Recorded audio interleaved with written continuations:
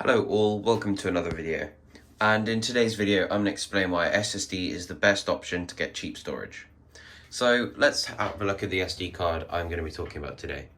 It's a, let's have a look, SanDisk, if it will focus. It's a SanDisk Ultra 128GB micro SD card. So this card I purchased for only about £20, which if you're in America is about $25 to $30, which is great because it's 128GB, which means it's high capacity, and I've stress tested it with lots and lots of video content to make sure that it is indeed 128GB and that's true. Because if you're on wish.com and you see some of those outrageous claims for drives that say they've got like a terabyte and they're like $2, they actually delete your data. Linus did a great video on it if you want to look it up. Anyway, this is a great option because this is really cheap, the amount of data you can get. It's much cheaper than SSDs that you get of the same nature from SanDisk also. And take, for example, the very popular Samsung SSDs. The reason these are better is they're fast enough from the majority of people. They are also really, really small.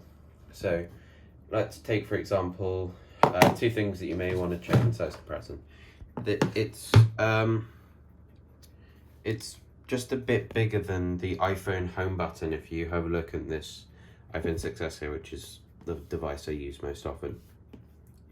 It's about that big, and it's also roughly, and it's literally the size of a lightning port on these AirPods Pro. So as you can see, it's clearly very small. And also the upload and download speeds are good enough for this sort of thing.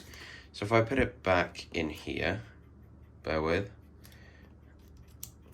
and then I put it in, and we want to put a big file on here, if it shows up.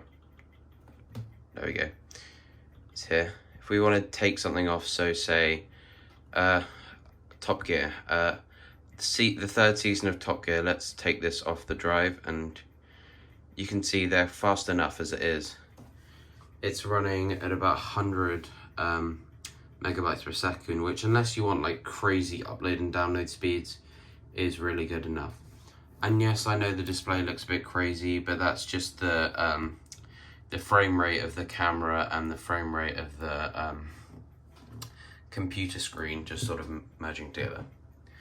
Anyway, some drawbacks to SD cards. Although it's great that they're very portable, they can get lost. Like, if they fall out of their adapters, like this one I've got here, if they fall out of it, you probably will never find it again because they're super hard to find.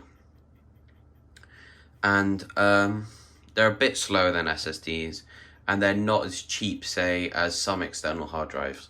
But apart from those small issues, I think they are definitely the best option to go for if you want cheap storage that you can port between many machines quite easily. Thank you so much for watching this video. Thank you so much for allowing me to hit 100 subscribers, and I'll see you in the next one. Goodbye.